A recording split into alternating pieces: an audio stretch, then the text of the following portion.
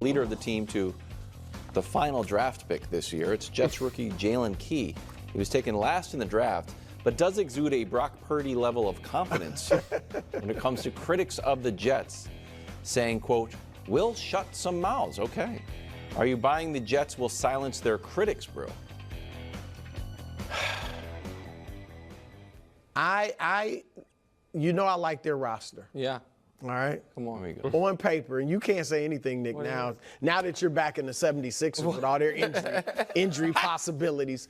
And I don't think that this missing mini camp is going to be the difference between Aaron Rodgers having a great year, mediocre year, bad year, whatever. And my problem with them is just Rodgers. It's just one mess after another, even though he didn't even play last year. It's still one, you're putting out fires all over the place with him. But that said, on paper, and Nick, you don't like this guy and the job he's done, I'll say. They have won 7 games, each of the last 2 years. Wilds are going to get mad. With some of the worst, I'm being kind in saying some of the worst quarterback play in football. So if he can win 3 more games. If Aaron Rodgers is pretty good, right? Pretty good. That's not worth 2 or 3 more victories. I'm just saying the division's tough. Yeah. So y'all know it. Philadelphia, Buffalo, Houston. Teams they beat last year. Yeah. With Zach Wilson at quarterback. I just think they got a lot of talent. Buffalo self-destructed. It was game 1. I know, but Josh Allen melted down. That was a meltdown game for Josh Allen. Rather than look back on who they beat in last year's schedule, because we kind of get in circles on that, let's look forward for a moment, okay? Are we certain they have a top 3 AFC defense? I'm not. No. I think they like, so Kansas City. No. I'm just going to say at the top of my Kansas City, Baltimore, Pittsburgh. we'll see. Cleveland's defense was maybe the best in football last year. New England's defense should be excellent. Won't score points. New England's offense is disastrous. But so the point is, But they got a good defense. I think they have a good defense. I do not doubt they have a good defense.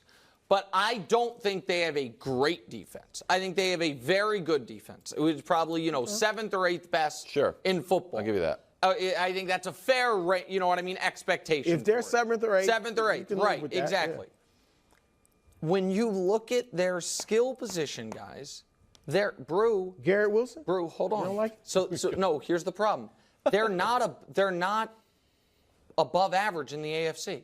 They're not. That's fine, but Garrett Wilson is above average. Right, but that's why I would say they are above average. Okay, I mean, Garrett Wilson has had 2 1,000-yard seasons again. Yes. With some of the worst quarterback play in football. What's he going to do with Aaron Rodgers? But how many teams, if we go up and down the AFC, have either a guy as good as Garrett Wilson or a receiving core far better, right? If they're healthy. Hold on, Mike Williams is never healthy. He hasn't been healthy since 4 years ago. And even when he is, he was more of an idea. He's good.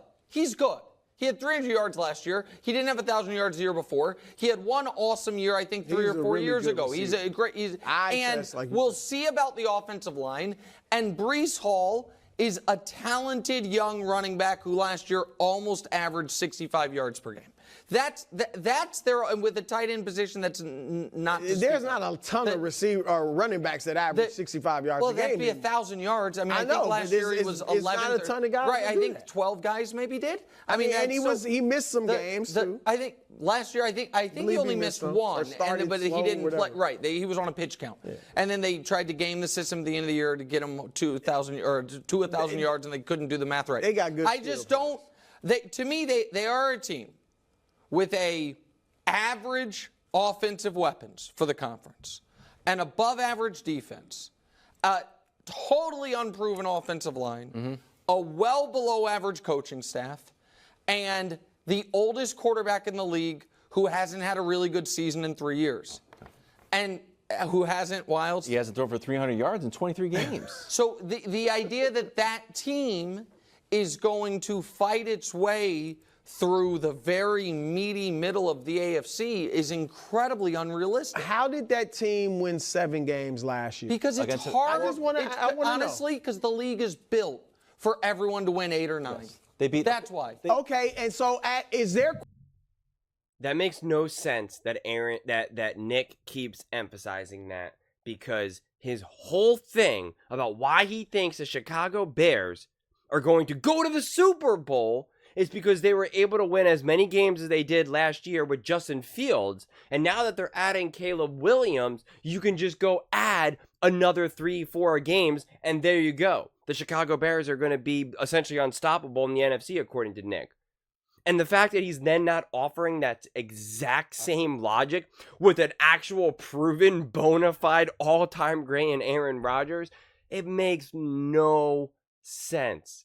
It makes 0 sense. Quarterback play going to be a lot better than it was last 2 years. It should be, yes. And that's not going to count for some victories? I think last year they won 7 games. Here, I think Brew, this year they'll here's win. They've done it the the Jets last 2 schedule, years. Brew. How many wins are you finding here? You're finding 10 wins?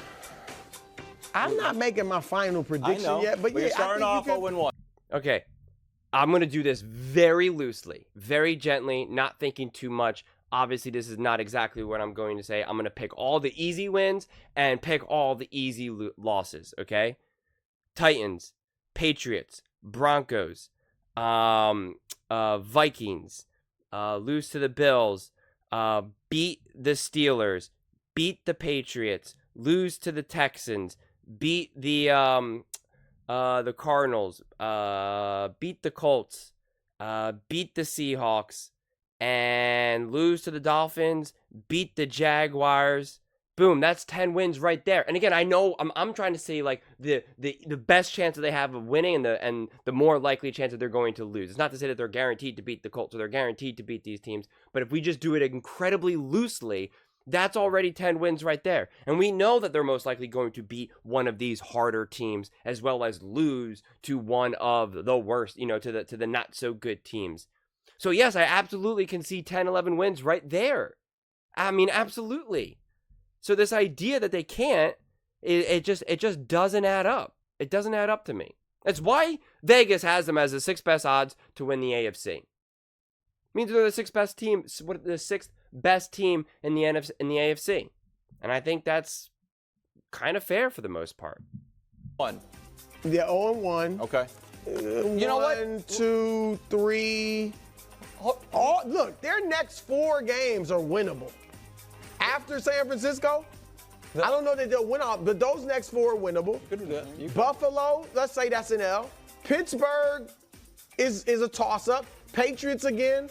I get it that maybe it's a division game and all that. Texans. The Texans, they beat them last year.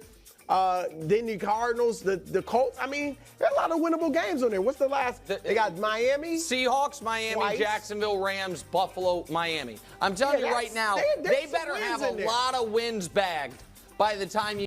First off, depending on what segment you catch Nick Wright on, he says that the Bills are trash and that they're not good. And then on another segment, he says, well, there's no excuse for Josh Allen not to win with the Bills. But then also says they're in a rebuild or a soft rebuild or whatever you want to say. So therefore, those games should be easy to win. So it's like you can pick and choose whatever philosophy, whatever side you want to take in any given moment. You get to week 13. They'll split with Miami. Would you give them that? Probably. Last. Sure. You got Seattle. That's winnable. Jags is winnable. We'll see where Miami in New York in week 18. That's probably not a great spot for two. It's going to be chilly. At least 44 degrees. I think they're an 8 or 9 win team. Yeah. And I think last year, when you look at it, that the year before last, every single one of their wins, except for the one over Josh Allen and Aaron Rodgers, came against backup quarterbacks. Last year, when you look at it, 4 of those wins came against quarterbacks who are no longer starting quarterbacks in this league. Correct. But 3 of those quarterbacks were C.J. Stroud, Josh Allen, and Jalen Hurts. When you have a very good defense, There are going to be games the defense wins for you. But when you're And then what about when you actually have a good quarterback? You're then in a position to beat other teams with good quarterbacks. Like, his logic doesn't make any sense. You can't just take one half of the equation and say, well, let's not worry about the other half. That doesn't make any sense. It doesn't make any sense. Listen, am I buying that the Jets will silence their critics? I am, actually. Listen, I don't think that he should have posted that, whoever the heck did. I forget now at this point. And if it was where he posted that, I mean, it's kind of just like, whatever, keep that in-house. Especially being a rookie, which I get it. He's excited, right? He's part of the Jets. He's part of a team. He's excited. Still not the best idea. But I am buying that the Jets will silence their critics, because I do think that that they're going to be a 10, 11 win team. Dare I say maybe even 12. I'd have to really look at it. And then you also have to see what these teams look up. For all we know, Russell Wilson is unbelievable at the Steelers, and the Steelers have a great defense, right? I have no idea. Maybe Tua just finds a new gear and says, I am worth $70 million a year. Let's go. You just have no idea. Again, I'm not predicting these things, but you have to just see how the season actually unfolds, at least the first few weeks. But I do believe in the roster of the Jets. Yes, the big question mark is injuries. And yes, they are technically more fragile to injuries than other teams, so it makes them less resilient. So that is fair criticism. It really, really is. But I'm going with it under the logic that they're going to be healthy, or that they're going to face the same amount of injuries as any other team. So it'll be on par. And if that's the case, outside of Aaron going down or epic cluster injuries where 4, 5, 6 of their main starters all go down, I believe the Jets absolutely will be competitive, silence critics. Although I don't know if they'll actually silence critics, because I think the critics are always just going to be there, right? Like, I think they'll be doing enough that they should silence actually smart, intelligent critics that are open-minded, ones that are willing to change their mind. But the Jets could go 10-0 and they're not silencing Nick Wright. And that's not happening, right? So I just think that the Jets are genuinely in a position to actually win some games and make some noise. I just don't see how you could argue against it. And this idea that Aaron Rodgers is just done and washed and can't play, and they love to use the years that he was injured with Green Bay, or obviously the year that he didn't even play with New York as a frame of reference, and it's just not right. It's just a bad faith argument. And Aaron was unhappy in Green Bay. He was injured. He was playing with a bunch of young nobodies. And it's like, what do you want him to do? What numbers do you want him to put up? And he didn't even have a good defense at the time either. And it's like, what do you want him to do? If Patrick Mahomes did not have the top defense in the NFL, if he had just a 7 or 8 or 9 defense, they're not going anywhere. They're not even winning that division, let alone winning the Super Bowl.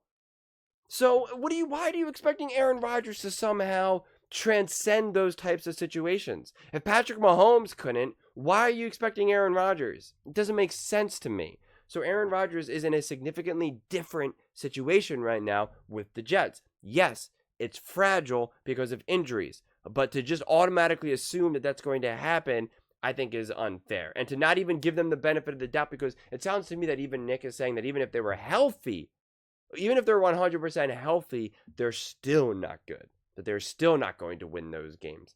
I think that's disingenuous and just not correct. And again, look no further than the example that I said earlier, where he said, listen, the Chicago Bears won, 7 games, whatever it was. And now with Caleb Williams, that's guaranteed to give them another 3 wins. Okay, why can't you do the exact same thing with an actual established veteran quarterback with the New York Jets? Like, I'm not seeing the argument. And why aren't you doing the whole song and dance of saying, well, this is who the Bears beat.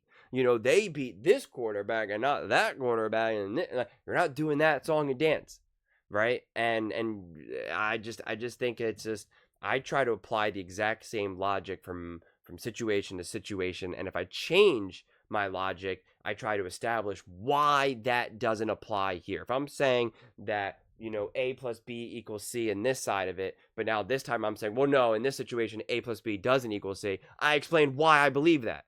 And that's not what Nick's doing right now. It's just kind of like, I feel this way because I feel this way.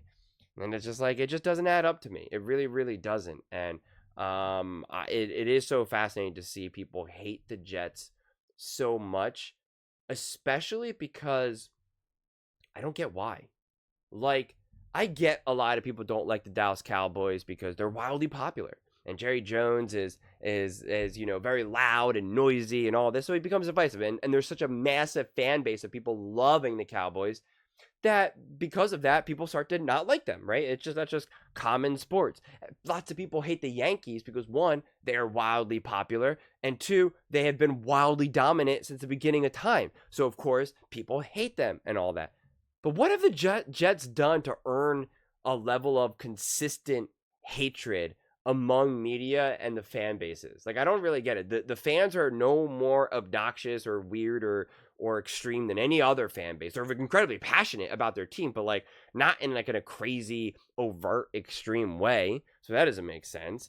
The players themselves aren't like awful. So I don't get it there. Now there are the coaches. Like, is it just because it's New York? Like, I don't really understand why there's this universal, you know, hatred for the Jets. Is it because ESPN is so much more dominant with like New York, Connecticut people that there's so many more fans there? And so when you're with like, say, FS1 or something, like they need to like go up against New York. Like, I don't know. Like, they want to be like the anti-ESPN, but it just seems like there's just such a steady dose of hatred towards the Jets.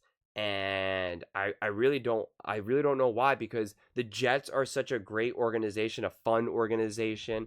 I'm afraid to say this because you guys are going to say I'm a homer. The Jets are not my team, but I grew up going to Jets games. My uncle had season tickets, and when his friend who he shared the tickets with couldn't go, I would go, and so I would tailgate, and it's like, it was just nothing but positive, fun experiences. So like, I don't understand why. I've been to other places, other games where it's like, oh, this is awful or not a pleasant experience. So it's just weird to me that the Jets get this biased hatred towards them, even before they had Aaron, quite frankly. And I understand when you add Aaron to the mix, which I've already unpacked many times as to why people hate him, but it's just like, why there's just this general disdain for the Jets. It just doesn't add up to me, you know, like they're not historically winners. They don't win, you know, year after year after year, where now you're going to hate them for jealousy. They're not a complete trash organization where they're so bad that, of course, why would you ever expect them to win? Like, that's not necessarily the case either. They're a good organization that's had some great moments and had some bad moments. Like, they're not on par with the Patriots or even the Eagles or the Chiefs or the Bills in more recent times, but they're also not the Cleveland Browns or the Carolina Panthers. So it's just fascinating to me that there's just so much hatred to them. And if you guys know why, please let me know, because like I said, for the life of me, my experience with the fans and even going to the games is like, there's no prominent reason to hate the Jets. It just doesn't make sense to me. But those are just my thoughts. I would absolutely love to hear yours. What do you guys all think? Do you think that the Jets will actually be able to silence their critics? Do you think that they're actually going to be really competitive this season? Or nope, they're just going to be same old Jets? Let me know in the comments below. I read every single comment. So whether you agree with me or disagree with me, either way, let's get in some discussions. Let's get in some fights. But ultimately, let's just have some fun. And please do consider subscribing. We are building an amazing community here, and I would absolutely love to see you part of it. I want to build something that we all genuinely feel connected to. Something that we're really excited to be part of. I think we're well on our way to doing it. And please don't forget to give this video a thumbs up, as it really does help with the visibility and the algorithm. Thank you so much, and see you next time.